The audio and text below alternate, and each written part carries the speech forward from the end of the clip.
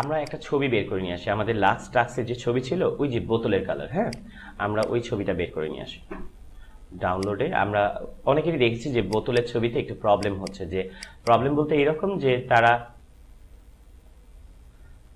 ধরেন এই ছবিটাই ক্লায়েন্ট এরকম অনেক ছবি দেয়। এখন এটাকে আপনি সোজা করবেন কি করে, রাইট? এটা নিয়ে একটা সমস্যা থাকে। ক্লায়েন্ট আপনাকে একটা ছবি দিল, কিন্তু ক্লায়েন্ট আর এইভাবে বাঁকা নেবে না। তো বাঁকা যেহেতু নেবে না, তারা সোজা লাগবে, তাহলে আপনাকে সোজা করে দিতে হবে। কিন্তু আপনি জানেন না যে এটা সোজা কতটুকু হবে।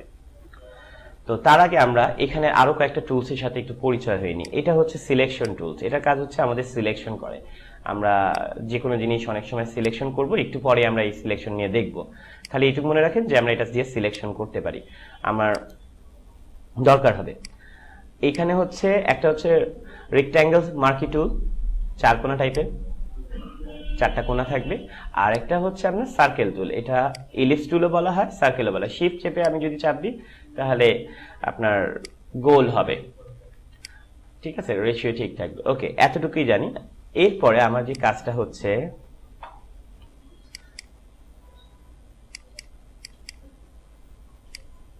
আমরা এই ছবিটাকে ওপেন করলাম। ক্লায়েন্ট আমাদেরকে ধরেন এরকম একটা ছবি দিয়েছে, বললো যে ছবিটার এতটা দরকার নেই, তুমি খালি এতটুকু এখান থেকে রাখো, এতটুকু রাখো, আর বাকি জায়গাটা ফেলে দাও, আমার দরকার নাই। তো তখন আমাকে ছবিটাকে কাটতে হবে। সেই কাটার জন্য আমাদের একটা টুলস লাগবে, সেটা হচ্ছে ক্রপ টুলস। ঠিক আছে, আমি এটা দিয়ে একটু যদি সামনে রাখি, যদি আমি একটু দেখি যে এখানে দিয়ে বোঝাচ্ছে যে কোনো ছবি আমাকে সোজা করার মানে কাটার জন্য এটা এইভাবে করে। এখন এটা কাটতে হয় কিভাবে? এটা কাটার অনেক ওয়ে আছে। আপনি এইভাবে করে যতটুকু দরকার ততটুকু রাখতে পারবেন, বা অবজেক্টটাকে আপনি সরাতে পারবেন এইভাবে করে, ঠিক আছে? তো ধরেন এইভাবে করে এতটুকুই আমাকে ক্লায়েন্ট বলেছে, আমি এইভাবে করে এতটুকু রেখে দিলাম, এটা এতটুকুই সিলেকশন হলো, বাকি জায়গাটা বাদ চলে গেল। ওকে, এখন ক্লায়েন্ট বলল যে আরে দেখো আমার এখানে তো একটু ভুল হয়েছে, আমার এটা এখানে উঁচু এখানে নিচু, এটা স্ট্রেট করে দাও, এটা সোজা করে দাও, ঠিক আছে? তার আগে ক্লায়েন্ট আমাকে বলল আচ্ছা সোজা করে দাও। এখন আমি সোজা করব কিভাবে? আমার তো জানা নেই সোজা করা। তো আমি সোজা করার জন্য এখানে একটা ক্রপ টুলে যাব, স্ট্রেট লাইন যেটা আছে এটাকে চাপ দেব, দিয়ে ওর মতো করে আমি দাগ দিয়ে ওর মতো করে যাব, গিয়ে আমি একটু ছেড়ে দেব, তারপর এখানে এসে এন্টার চাপ দেব, সোজা হয়ে গেছে। তাহলে এখন যদি আমাদেরকে ধরেন ক্লায়েন্ট বলল যে তুমি এই যে বোতলটা আছে এটাকেও সোজা করে দাও, তাহলে আমরা এটাও সোজা এখন করতে পারবো। আমরা যাব, স্ট্রেট যাব, এই বোতলের এই জায়গা থেকে ধরবো, এইভাবে ধরে এইভাবে সোজা রাখবো, এন্টার দিয়ে দিলাম, দেখেন বোতল সোজা হয়ে গেল, রাইট? আমরা কিন্তু এইভাবে ছাড়াও ট্রান্সফার দিয়ে করতে পারি, কিন্তু ট্রান্সফারের সমস্যা হচ্ছে কি, আমরা যখন পাথ করি সেই পাথটা ঘুরতে গেলে আমাদের নষ্ট হয়ে যাবে। তো এই যে এখানে যখন আমরা পাথ করি, সরি, তো এখন আপনারা কি স্ট্রেট করতে পারবেন না? আচ্ছা, এটা তো গেল একটা প্রবলেম। আমরা অনেক সময় দেখা যায় যে আমরা এটা সোজা করার জন্য আমরা এইভাবে করেও সোজা করতে পারি, কিন্তু এইভাবে সোজা করতে গিয়ে দেখা গেছে যে আমি বড় করলাম, কিন্তু এই জায়গাটা আমার হয়তোবা জিনিসটা আসতেছে না। এখন আমি এইভাবেই সোজা করছি, আমি স্ট্রেট দিয়ে করিনি, আমি এইভাবেই করছি। তো তখন আপনাকে একটা জিনিস মনে করতে হবে, যদি আমি এইভাবে সোজা করি তাহলে কি হচ্ছে দেখেন, সাদা চলে আসছে না ওই জায়গাটা? আমি এই সাদাটা আনবো না, আমি একটু অন্যভাবে করব। সেটা হচ্ছে যে আমি এটাকে ধরেন সোজা করলাম, এই যে একটু সাদাই আসলো, এই ধরেন সোজা হলো। আমি করব কি, এখানে কন্টেন্ট ট্যাবে দিয়ে দেব, ক্লিক করে এন্টার চাপ দিলেও সিলেকশন হয়ে যাবে, আর এখানে চাপ দিল সে ও কি করবে, ডিফল্ট সে এখানে মেমোরি ইউজ করে সে আপনাকে সেটিং করে বাকি জায়গাগুলোকে রিকভার করে দেবে ওই সিমিলার কালারের সাথে, দেখবেন এক্ষুনি সে বাকি জায়গাটা ঠিক হয়ে যাবে, রাইট? সব জায়গা হবে না, কিছু কিছু জায়গার ক্ষেত্রে সে অটোমেটিকলি রিড করে ফেলবে, রেন্ডারিং করে ফেলবে। বুঝতে পারছেন? হ্যাঁ, সবকিছু তার পারবে না, কিছু কিছু জিনিস, যেমন এখানে কিন্তু মেজর পার্টটা এখানে কালারই আছে, সে ওইটাকে রিড করে ওখানে অ্যাডজাস্ট করে দিচ্ছে। হতে পারে এই টুলসগুলো আমরা জেনে রাখছি যে আমাদের সিচুয়েশনে ব্যবহার করতে হতে পারে, কখন কোনটা কিভাবে দরকার পড়ে আমরা নিজেরও জানি না। তো এই টুলসগুলোকে নিয়ে আবার ঘাটতে হবে। তাহলে আমরা কি শিখলাম? ক্রপ টুলস দিয়ে আমরা ছবিটাকে কাটতে পারি, সাইজ করতে পারি, আর দেন আমরা চাইলে এটাকে স্ট্রেটও করতে পারি। এখন আমাকে ক্লায়েন্ট বললো যে দেখো আমার 4 ইঞ্চি আর 6 ইঞ্চির একটা ছবি লাগবে, সেটার ওয়াইড হবে 6 ইঞ্চি, হাইট হবে 4 ইঞ্চি। এখন আমি তো মাপ ইঞ্চি বুঝি না, তা আমি যাব এখানে গিয়ে 4 ইঞ্চ, আমার হোয়াইট কত হবে 6, আমি ধরলাম আমার এই সাইডের জায়গাটা আমি 6 ইঞ্চি নেব, ওকে, আর এই সাইডে নেব 4 ইঞ্চি। তা আমি 4 ইঙ্ক দিয়ে দিলাম, ইঙ্ক মানে তো বোঝেন রাইট।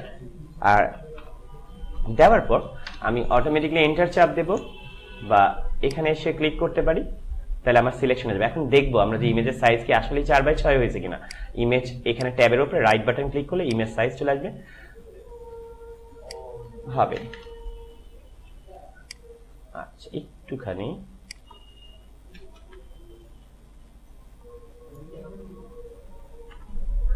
ইঞ্চি ছিল আমার,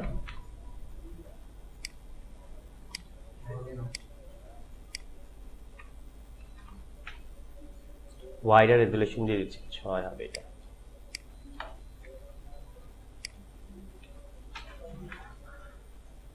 এই যে পিক্সেল ইঞ্চি, হ্যাঁ সেন্টিমিটার দুইটা মাপ।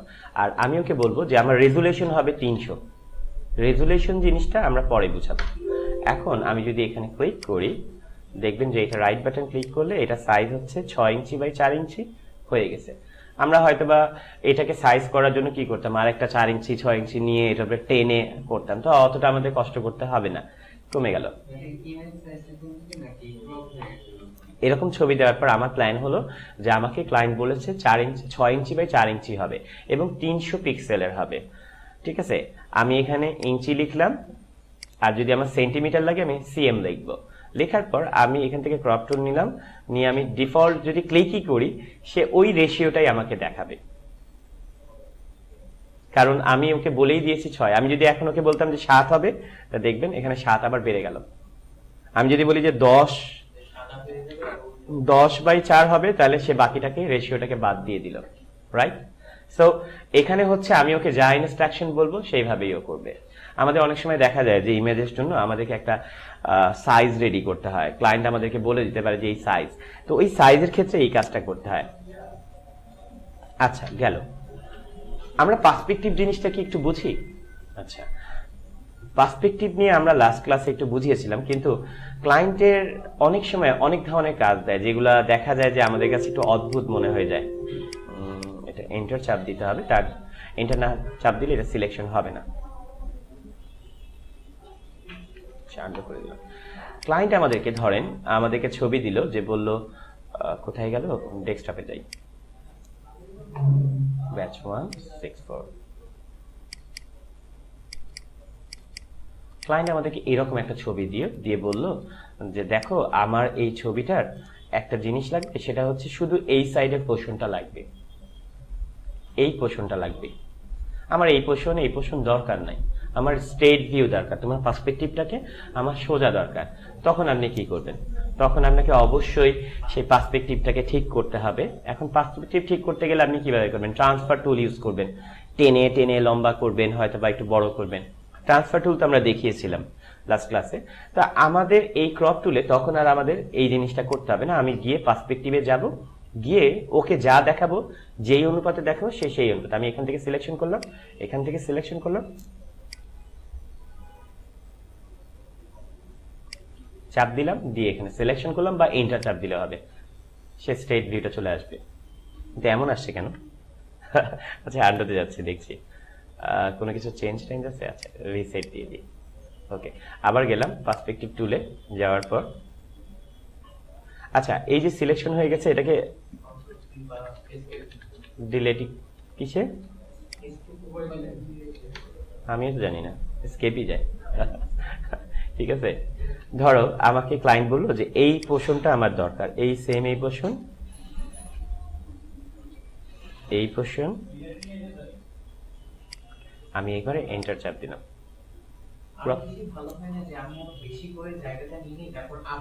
হ্যাঁ তুমি করতে পারো, আমি জাস্ট এতটুকু বোঝানোর ক্ষেত্রে এখানে বুঝালাম। তুমি মানে এই ফ্রন্ট অফ ভিউ আনার জন্য ওই পার্সপেক্টিভটা সে সোজা করে দিল। মানে আমাদের তো ছিল এদিক দিয়ে অ্যাঙ্গেল ছিল, আমরা যদি এটাকে ধরো এইভাবে করে করতাম, আমরা যদি অন্যভাবে করতাম সেটা করতাম কি, এইভাবে করে সিলেক্ট করতাম, করার পরে এখান থেকে কপি করতাম, কপি করার পর মেক সিলেকশন দিতাম, দিয়ে কন্ট্রোল সি কন্ট্রোল ভি, তারপর এটাকে বাদ দিয়ে দিতাম, তারপর এটাকে ট্রান্সফার করে এটাকে স্কিউ করে এদিক দিয়ে এভাবে করে এভাবে, মানে অনেক বিশাল বড় একটা কষ্ট করতে হতো, হতো কিনা পারফেক্ট এটা নিয়ে একটা অনেক টেনশন থাকতো। এইভাবে করে মানে এইভাবে করার থেকে এই বইটা একটু সহজ হয়ে গেছে, অল্পতেই কষ্ট হয়ে যাবে। ম্যাক্সিমাম মেজর হচ্ছে কি অনেক সময় একটু বাঁকা টাইপের ছবি থাকবে, তো ওগুলোকে সোজা করার জন্য এগুলো করতে হবে। এনিওয়ে, এটা জাস্ট টুলস জানার ক্ষেত্রে আমার করা। এবার যে জিনিসটা দেখাবো, গাইড অনেক ইম্পর্টেন্ট একটা জিনিস।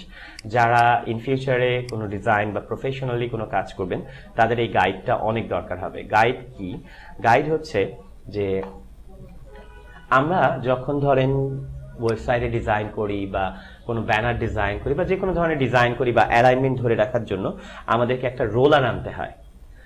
রোলারটা হচ্ছে এরকম, ভিউতে যাব, নিউ গাইড, আমি এখানে ক্লিক করলে দেখবেন যে একটা দাগ চলে আসবে, এই যে একটা দাগ। এই দাগটা কিভাবে, ধরেন আমি এটাকে টেনে আবার সামনে নিয়ে আসলাম, আমাকে ক্লায়েন্ট বললো যে ঠিক 1 ইঞ্চি পরে আমার লেখাটা হবে, ঠিক 1 ইঞ্চি পরে। তা আমি এই 1 ইঞ্চিটা বুঝবো কি করে? আমাকে তো একটা স্কেল লাগবে, রাইট? স্কেল ছাড়া তো আমি 1 ইঞ্চি বুঝতে পারবো না, তো আমি তার এখান থেকে স্কেল মাপতে পারবো না। তো সেখানে আপনাকে যেতে হবে কি, ভিউতে গিয়ে রোলার যেতে হবে, আমরা স্কেল নিয়ে আসবো, রোলার কন্ট্রোল চেপ দিলে আমাদের রোলার চলে আসবে। এই দেখেন রোলার চলে এসছে। এটাকে আমি ইঞ্চিতে বানিয়ে নিই, এই যে ইঞ্চিতেই দেওয়া আছে। আমি যদি বলি যে আচ্ছা ঠিক আছে আমি এটাকে আবার ডিলিট করবো, এই যে এভাবে করে ডিলিট করে দিলাম, এই জায়গায় ঢুকিয়ে দিলাম, ডিলিট।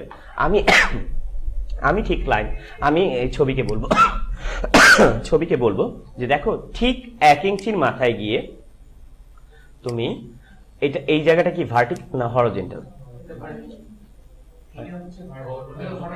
Horizontal, right. ঠিক 1 ইঞ্চির জায়গায় গিয়ে তুমি একটা মার্জিন বসবা, যেটা আমার জন্য হিসাবে সহজ হবে। আরে আমরা তো ভুল করে ফেলেছি। আচ্ছা ঠিক আছে, আবার দেখাচ্ছি। ভিউতে গিয়ে আমি ঠিক নিউ গাইডে গিয়ে ভার্টিক্যাল চাপ দেবো এবং 1 ইঞ্চি দেবো। ঠিক দেখবা যে আমাদের ঠিক এখানে এসে 1 ইঞ্চির মাপে একটা গাইড হবে। এই যে 1 ইঞ্চি, আমরা একটু বড় করি, এফ চাপ দিয়ে আমরা একটু প্লাস দিই। এটা কেন শিখাচ্ছি, এটা জাস্ট শিখিয়ে রাখছি যে আমরা বোঝার ক্ষেত্রে। দেখেন ঠিক 1 ইঞ্চির জায়গায় এসে একটা দাগ হচ্ছে, আর এই মাপটা হচ্ছে ইঞ্চি। ক্লায়েন্ট যদি সেন্টিমিটার বলে আমরা সেন্টিমিটার চেঞ্জ করে ফেলবো, ক্লায়েন্ট যদি পিক্সেল বলে পিক্সেল করে ফেলবো, ক্লায়েন্ট যদি বলে যে মিলিমিটার হিসাব বলে আমরা খালি এখানে রাইট বাটন ক্লিক করবো, যেই মাপে বলবে সেই মাপে। যদি ক্লায়েন্ট বলে যে দেখো 100%-এর মধ্যে 10% দিকে আমার লেখা শুরু হবে, তাহলে আমি 10% দিয়ে দেবো, এখানে পার্সেন্টেজ হিসাব চলে আসবে। তো এটা জাস্ট একটু গাইড। এটা আমরা হয় কি, আমরা যারা ডিজাইনার হই বা আমরা যারা ওয়েব ডিজাইনের কাজ করি বা অনেক প্রফেশনাল লেভেলের কাজ করি, এটা আমাদের দরকার হয়। এখন এই দরকারের জন্য কি হয়, যেমন ধরেন এটাকে আমরা আবার ডিলেটও করতে পারি, এভাবে চাপ দিয়ে আমরা বাদ দিয়ে দিতে পারি, এটাকে চাপ দিয়ে আবার টেনে এখান থেকে ধরেও আনতে পারি, আমরা আমাদের মতো করে নিজের মতো করে সেটিং করতে পারি। এখানে রাখলাম, এখানে রাখলাম, হয় না, ধরলাম আমরা এটাকে এখানে এতটুকু ওয়েবসাইটে ডিজাইন করবো আর বাকি জায়গাটা খালি থাকবে। এখন এই মাপ বসানোর জন্য আসলে একটু কঠিন, কিন্তু এটা বোঝানো দরকার ছিল না, তারপর আমি বুঝাই। নিউ গাইড লেআউট, আমরা যখন ওয়েব ডিজাইন করি সেটাকে আমরা গ্রিডে ভাগ করি, যে প্রতিটা পার্টকে আমরা কিভাবে কিভাবে কিভাবে ভাঙবো। তো এই গ্রিডের যে জিনিসটা আমরা তাকে বলছি যে 8টা কলাম হবে, 1 2 3 4 5 6 7 8, 8টা ভাগ করে দিয়েছে। তারপর আমার মনে হয় যে এটা এখন না বোঝালেই ভালো, কারণ এটা একটু মাথায় প্রেশার নেবে। খালি জাস্ট এটুকু মনে রেখেন, আমি যদি এখানে 10টা গ্রিড নিতে চাই 10টা হয়ে যাবে। আমি যদি বলি যে এটাকে 4টা ভাগে ভাগ করতে, 4টা ভাগে ভাগ হয়ে যাবে। তো আর এই যে গ্যাপটা, এটাকে বলা হয় কি বলে, গিটার বলে মনে নাকি, এটাকে কি বলে, গাটার। আচ্ছা, এটা যদি আমি বলি যে 1% অনুসারে হবে, তাহলে ওই গ্যাপটা এখানে বেড়ে যাবে। আমি যদি বলি যে এটা ওপর থেকে নিচ পর্যন্ত হবে, তাহলে আমি আবার ভিউতে যাব, নিউ গাইডলাইন, আমি রো দিয়ে দেব, তারপর চলে আসবে। আমার যদি বলি এখানে 5টা লাগবে, 5টা চলে আসবে। আমি যদি বলি যে এটা 0 থাকবে, 0 হয়ে গেল। আমি যদি আবার বলি যে এই যে গ্যাপটা আছে এটা হবে না, আমাদের ডিজাইন করার ক্ষেত্রে এটা এখন দরকার হবে না, এটা অনেক অ্যাডভান্স লেভেলে দরকার। তারপর যে এরকম কিছু মার্জিন, আমরা যখন হয় কি যে আমরা যদি এটাকে হাইড করতে চাই, তাহলে এখানে ভিউতে যাবেন, গিয়ে কোথায় গিয়ে হাইড করতে হয় দেখাচ্ছি, চলে গেল। ওকে, এখন আবার যদি আনতে হয়, কেমন ধরেন আপনি একটা ডিজাইন করছেন, আপনার একটা মাথায় থাকলো যে এরপরে আমি কোনো টেক্সট দেব না, এই সবগুলো ডিলিট করতে হবে। সবগুলো ডিলিট করতে গেলে আপনার এইভাবে করে আপনি আস্তে আস্তে করে যেটা যেটা ডিলিট দরকার এখানে ফেলে দেন। এই যে ওপরে দরকার, এটা ওপরে যাচ্ছে, এটা ওপরে নিয়ে ছেড়ে দেন, ডিলিট হয়ে যাবে। কেন আপনাকে হয়তোবা বলতে পারে যে ক্লায়েন্ট, আপনি বা আপনার মানে মাথায় সেট রাখলেন যে এইখান থেকে আপনি টেক্সট লিখবেন, অ্যালাইনমেন্ট যাতে আপনার সমান থাকে, সব সমান্তরাল থাকে, যে এর বাহিরে যেন না যায়, দেখতে খারাপ না লাগে। তো এটার জন্য অনেক সময় গাইড ইউজ করতে হয়। তো ওকে গেল, গাইড গেল, আমরা এটাকে ক্লোজ করে দিলাম, কন্ট্রোল ডাব্লিউ। আমরা তো সোজা করতে পারলাম নাকি? আচ্ছা,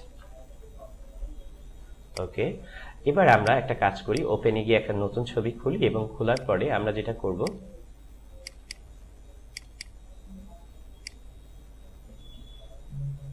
ওকে, ধরেন এটা একটা আমাদের ছবি। ক্লায়েন্টের এখানে অনেক ধরনের শখ, এখানে একটা ঘোড়া হবে, এখানে একটা পাতা হবে, এখানে আর একটা বাসা হবে। এখন এই ধরনের মানে খোয়াইশগুলো আমাদেরকে পূরণ করতে হবে, যে যেরকম বলবে সেরকমই।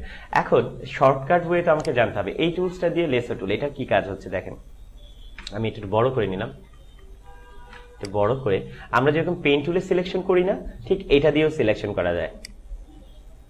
এই যে ধরে থাকতে হবে এইভাবে করে, এই যে দেখেন, খুব টাফ একটা জিনিস, আমি জীবনেও এটা দিয়ে করব। হ্যাঁ, এটা কোন কাজে হবে, এটা কি ক্ষেত্রে ব্যবহার হবে আমি দেখাই। ধরলাম আমার কাছে এরকম ট্রান্সপারেন্ট করে আমি সেভ করে রেখেছি, হাতি, ঘোড়া, ব্যাঙ, ছাগল, যা হোক। এখন এই হাতিকে সিলেকশন করব, আমি এখন পেন টুল দিয়ে তো এইভাবে করে সিলেকশন করতে গেলে হিউজ টাইম লেগে যাবে, রাইট?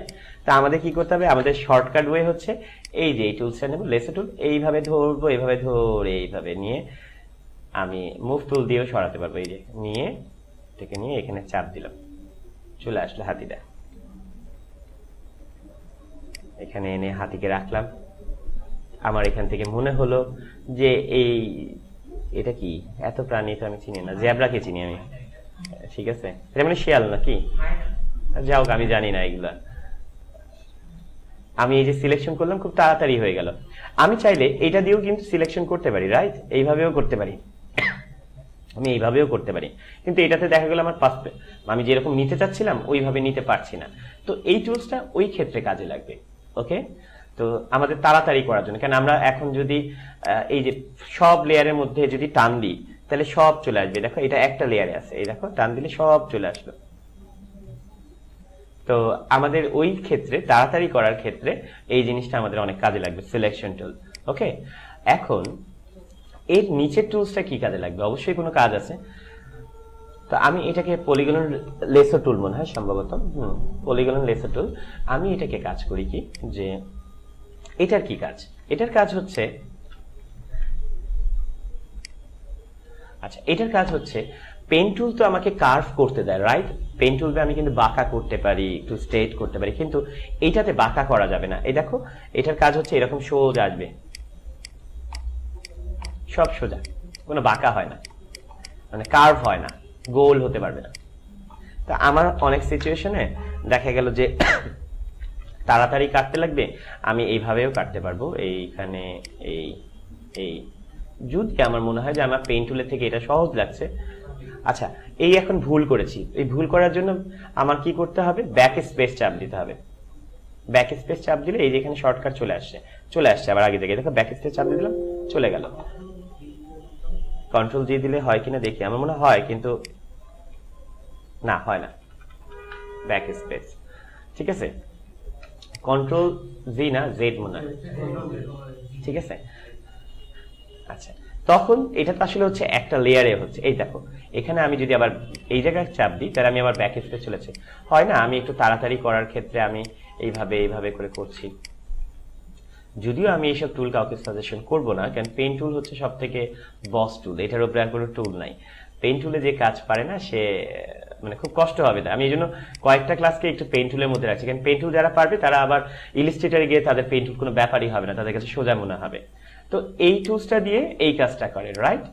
এই যে পলিগন লেসো টুল, আমি আবার যেখানে শেষ হয়ে যাবে সেখানে এসে ধরলাম আমার ওই পুরাটা আমি করে ফেললাম, করে এসে আবার এখান থেকে এসে আমি এখানে নিয়ে নিলাম, সিলেকশন করে কন্ট্রোল সি কন্ট্রোল ভি, এই যে নিচের লেয়ারে করতে হবে, কন্ট্রোল সি কন্ট্রোল ভি নিয়ে আমি আবার এটাকে সরিয়ে নিলাম।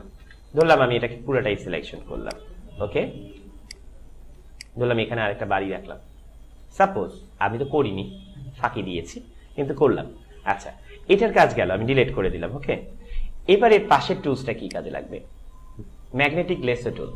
এটার কাজ হচ্ছে, চুম্বকের নাম তো আমরা শুনেছি, কোনো কিছু পেলেই আটকিয়ে যায়, তো এটা ওই রকমই কিছু। এই দেখাই, আমি এই লেয়ারটাকে রাখার পর এখানে একটা ক্লিক করব, আস্তে আস্তে করে মাউস সরিয়ে দেব,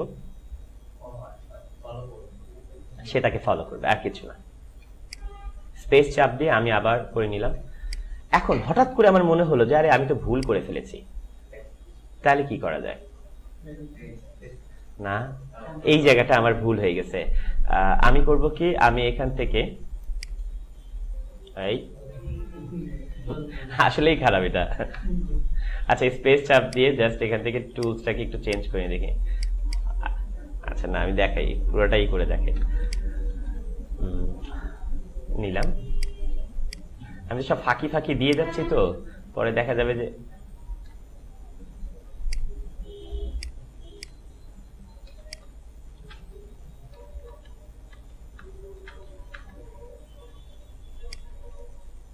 এর থেকে তো আমার কাছে পেন টুল অনেক ভালো, আমি এতক্ষণে মনে হয় কেটে ফেলতে পারতাম। আচ্ছা, ধরলাম আমি এটা করেছি, আমি এটা দিয়ে ভালো পারবো না, আমার এত হাত এক্সপার্ট নাই, আমি এটা করিও না।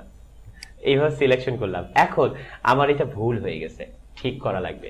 তো সেই সিচুয়েশনে আমি যে বললাম না যে সিলেকশন, এই টুলসটাকে নেব, এই যে লেসো টুল নিয়ে করব কি, আমি এই যে অল্ট্রা যখন শিফট যখনই চাপ দিয়েছি, সে বলছে প্লাস হবে, মানে ইনক্লুড করবা কিনা, তুমি কি চাও যে এটা আরেকটু সিলেকশন হোক? তাহলে হয়ে গেল। আমি যদি বলি যে না, এটা তো ভুল হয়েছে, আমি এখান থেকে এত দূর পর্যন্ত আমি এটা মাইনাস করব, মানে এই জায়গাটুকু সিলেকশন বাড়তি হয়ে গেছে। এই দেখো, আমি অল্ট্রা চাপ দেব, অল্ট্রা চাপ দেওয়ার সাথে সাথে এখানে একটা মাইনাস চিহ্ন আসবে, ঠিক আছে? এই দেখো, এখানে প্লাস করতে গেলে শিফট, এই দেখেন আমি এবার আবার একটু প্লাস করছি, এই যে শিফট চাপ দিলাম, এই দেখো সিলেকশন হয়ে গেল। তো এই যে আবার মাইনাস চাপ দিলাম, হয় না, আপনি একটা জিনিস করে ফেলেছেন, এখন আপনার আবার ভুল করে আবার রিটার্ন। পেন টুলে কিন্তু আমাদের পাথকে আবার চেঞ্জ করতে পারি, চেঞ্জ করা যায়, কিন্তু ওইটা মানে খুব বেশি করা যায়, সব করা যায়। এটা দেখা মেক পাস করে তারপর করা যায় না, আমি পেন টুলে দেখাই, আপনাদের ম্যাক্সিমাম মেজরের প্রবলেম হচ্ছে। ধরেন আমি এটা পেন টুলে পাস করলাম, সাপোজ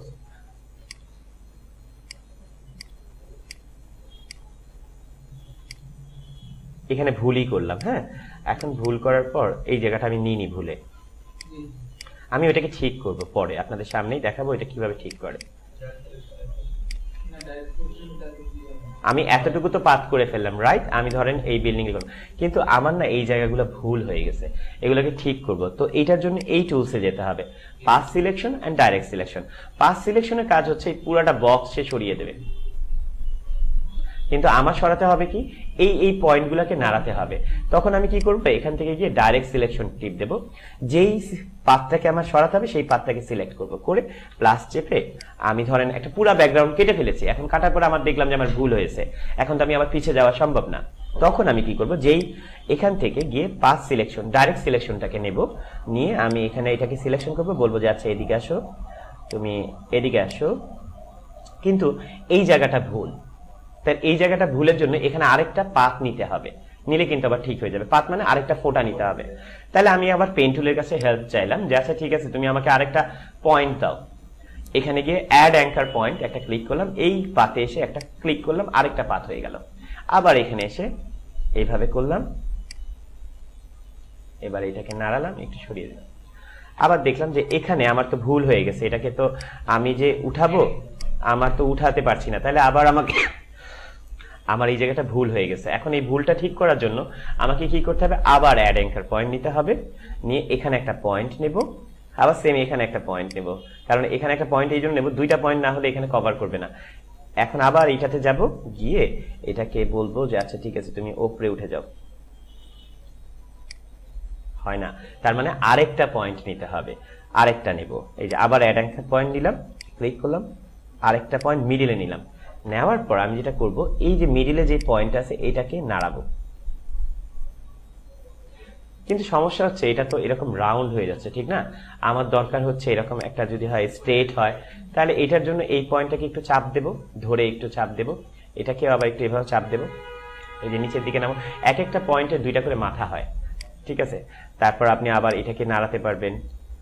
দেখছেন যে এই জায়গাটা আপনার ভুল আছে, তাহলে আপনি আবার একটা অ্যাড অ্যাঙ্কার পয়েন্ট নেন, নিয়ে এবার করেন কি আবার এই পাতে এসে এই টুলসটাতে ডাইরেক্ট সিলেকশনে এসে আপনি এই জায়গাটাতে দেন, গুছাতে পারবেন আপনি আপনার মতো করে, যেমন ইচ্ছা তেমন গুছাতে পারবেন। এখান থেকে পয়েন্ট বাদ দেবো কিভাবে? আচ্ছা, ধরেন আমার এখানে এই পয়েন্টটা বেশি হয়ে গেছে, আমার একটা বাদ দিতে হবে, এই পয়েন্টটাই বাদ দিতে হবে।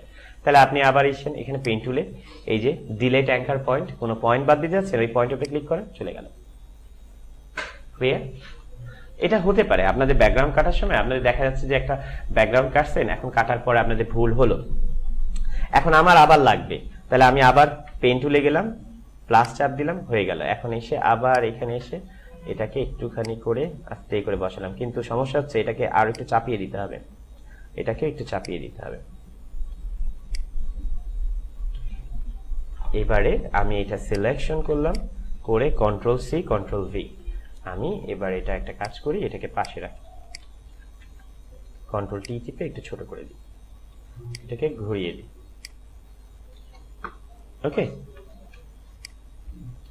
সো এতটুকু তো এই টুলস, আর এই টুলস সম্বন্ধে আমাদের একটু আইডিয়া হলো, রাইট? এবার এই টুলস কি কাজে লাগে? Quick selection and magic wand tools হচ্ছে কি শর্টকাটের জন্য অনেক ভালো একটা টুলস। যেমন ধরেন আমাদের অনেক সময় ডিজাইনাররা থাকে, তারা এইভাবে পেইন্ট টুলে এত কষ্ট করে কাটতে চায় না, তারা দেখে কি এরকম হোয়াইট ব্যাকগ্রাউন্ড আছে, তারা এসে এরকম ভাবে সিলেকশন করে, করে যে জায়গাগুলো সাদা আছে শিফট চেপে এভাবে ধরে নেয়, দেখেন সিলেকশন হয়ে যাচ্ছে। এর কাজ হচ্ছে যে কোনো একটা কালারকে রিড করবে, মাল্টি কালার হলে সে রিড করতে পারবে না। কিন্তু আপনার যদি মাল্টি কালারের মধ্যে ব্যাকগ্রাউন্ড থাকে, যদি ধরেন ওই যে ওয়াইনের বোতলের ভিতরে যেরকম আপনার ছিল,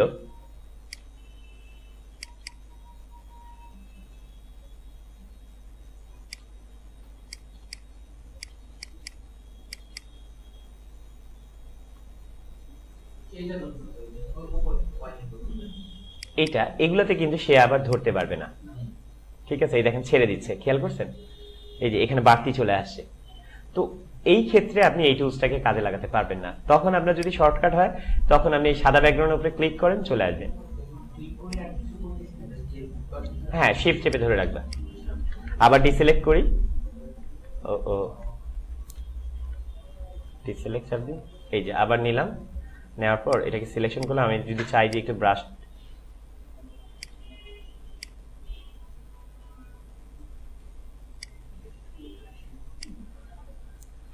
ওকে, শিফট চেপে ধরলেই হয়ে যাবে। আচ্ছা, সেম ওয়ে আবার যদি আমি এই যে ম্যাজিক ওয়ান টুলস ইউজ করি, তাহলে ম্যাজিক ওয়ান টুলস এর সমস্যা হচ্ছে না নেবে। আচ্ছা, ম্যাজিক ওয়ান টুলস যখনই আমি সিলেকশন করব, একটা ক্লিক করলেই সে সাথে সাথে যে যে স্পেসগুলো আছে ধরে ফেলবে। কিন্তু সমস্যা হচ্ছে এখানে আমার এই জায়গাগুলো কেন ধরলো? কারণ এই জায়গাটা ওকে আমি দেখিয়েছি সাদা, ও রিড করছে যে এই জায়গাও তো সাদা আছে। তো সেইটার জন্য আপনাকে যেটা করতে হবে, কন্টিনিউয়াস টিপ দিতে হবে, এবং দেওয়ার পর এবার ক্লিক করেন, সে ধরবে না। ওই যে ধরছে। হ্যাঁ, এইটুক আবার ওই যে ডিফল্টে গিয়ে আপনাকে একটু কারসাজি করতে হবে, এমনি করে গিয়ে এই যে এইভাবে করে ল্যাসো টুল, ওই যে একটু আগে দেখালাম যে সিলেকশন কিভাবে করতে হয়, সেম ওয়েতে আবার দেখে নিলাম, আমরা নিলাম।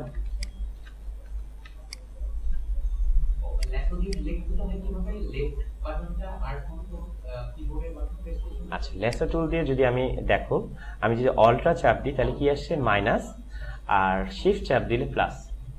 আচ্ছা, ধরো আমার এটা আমি ব্যাকগ্রাউন্ডটা এইভাবে সিলেকশন করলাম, কিন্তু আমার সিলেকশনটা কোন দিকে হচ্ছে?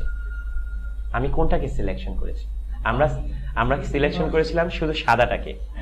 এখন এটাকে ঘোরাতে হবে, আমরা চাচ্ছি, আমাদের ক্লায়েন্ট বলেছে এই লতা পাতা চাচ্ছে, তো আমি এটাকে আবার লতা পাতাকে এখানে আবার একটু সিলেক্ট করে নিই, ধরলাম অ্যাড করে দিলাম, আচ্ছা মাইনাস করে দিই। আমার এখন যদি সিলেকশন হয়ে থাকে, কতটুকু সিলেকশন হয়েছে?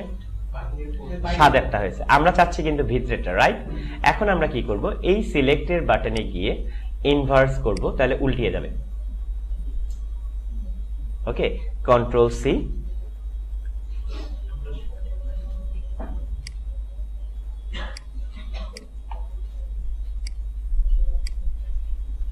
পেস্ট করলাম, করার পর আমি এটাকে ছোট করে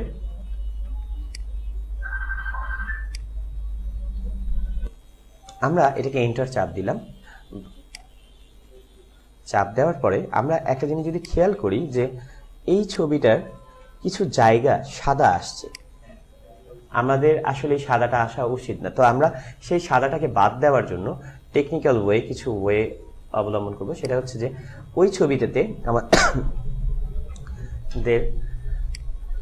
এতটুকু জায়গা সিলেকশন আছে, আমি যদি সিলেকশনটাকে আরেকটু ভিতরে ঢুকিয়ে দিই তাহলে তো আমার সাদাটা দেখা যাবে না, তাই না? আমি করব কি, সিলেক্টে গিয়ে মডিফাই গিয়ে, এটাকে কি বলে, আমাকে হেল্প করো, আমি ইংলিশে অনেক দুর্বল। আচ্ছা ঠিক আছে, এখন এটার কাজ কি? আসলে এটার কাজ যদি আমি দেখি, আমি এখানে 20 পিক্সেল দিয়ে দিলাম, 20 পিক্সেল দিলাম, একটা এক্সাম্পল দেওয়া যাবে। খেয়াল করে দেখি যে এটা ভিতরে ঢুকে গেছে। ঠিক আছে, আমি তাহলে 20 পিক্সেল না দিয়ে আমরা যদি 5 পিক্সেল ভিতরে দিই তাহলে কিন্তু আমার অনেকটা বাদ চলে যাবে। আমি আবার আন্ডোতে যাই, হ্যাঁ, সিলেকশন করলাম, মডিফাই গেলাম, ট্র্যাক্টে গেলাম, 5 পিক্সেল দিলাম, একটু ভিতরে ঢুকে গেছে। এবার আমরা কপি করে আনি, কপি কন্ট্রোল করলাম, কন্ট্রোল সি করে দিয়েছি আমি, সেম সিলেক্টে গিয়ে মডিফাই গেলে হবে, পেস্ট। এখন কিন্তু আমার ওই সাদা অংশটা অনেকটা কমে গেছে। এই সাইডে আছে, যদি আমি চিন্তা করি আরেকটু বাড়তি দেওয়ার তাহলে বাড়তি দিতে পারবো। তো সেম ওয়েতে অনেক সিচুয়েশনে আমাদের দেখা যাচ্ছে যে আমরা সিলেকশন করে ফেলেছি, একটু বেশিই করে ফেলেছি, এখন বাইরে যাওয়া লাগবে, তাহলে আবার সিলেক্টে গেলে এক্সপ্যান্ডে চলে যাব, 30 পিক্সেল দিই, বাইরে চলে যাবে। ওকে, আচ্ছা গেল এটা। এরপরে হচ্ছে ড্রপ টুল। তো আমাদের একটু আইডিয়া আছে, এখানে অনেকগুলো টুলস আছে যেগুলো মাথায় একটু ব্যথা হবে। ড্রপ টুল আপাতত আমরা মনে রাখি যে কোনো কালারকে সিলেকশন করার জন্য আমাদের কাজে লাগে। যদি আমরা এখানে গ্রিনে চাপ দিই সাথে সাথে গ্রিন হয়ে যাবে, আমরা যদি এখানে হোয়াইটে চাপ দিই হোয়াইট হয়ে যাবে, যেই কালার আমরা ড্রাগ করব সেই কালারটা অটোমেটিকলি হয়ে যাবে। তো এটা হচ্ছে ড্রপ টুলের আমাদের বৈশিষ্ট্য। তো আমরা এখন এটা পারি, আর এটা হলো ক্রপ টুল পারি। আই ড্রপের এই প্রথমটাও দেখেছি, আরো বিস্তারিত আছে, বিস্তারিত দেখাবো, কিন্তু এগুলা নতুন ফিচার, এগুলো এখনো আমার মনে হয় যে বোঝার দরকার নাই।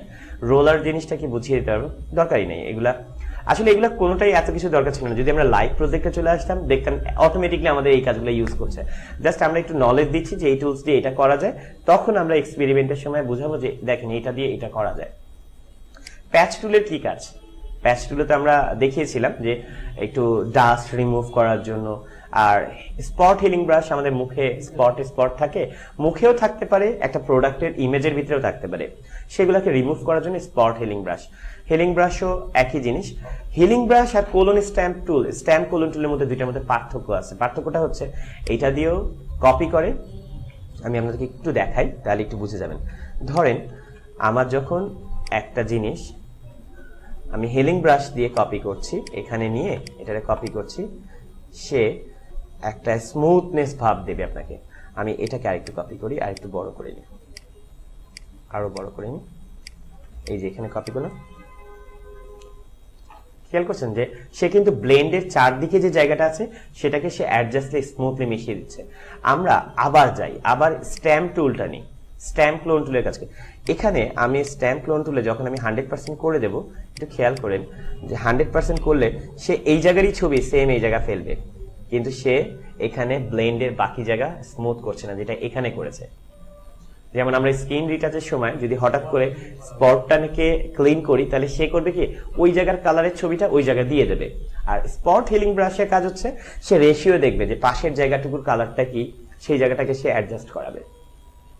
তো আমাদের ইম্পর্টেন্ট হচ্ছে ব্রাশ টুল মূলত দরকার হচ্ছে আর্টিস্টদের জন্য। তারপর আমি খুব ভালো আর্টিস্ট না, আমি তো ড্রয়িং করতেই পারি না। আমি ব্রাশ টুল নিয়ে আজকে নাহলে কালকে একটা টিউটোরিয়াল বানাবো, আজকে রাত্রে বানাবো। ব্রাশ টুলটা দিয়ে আমি আপনাদেরকে দেখাবো। আমি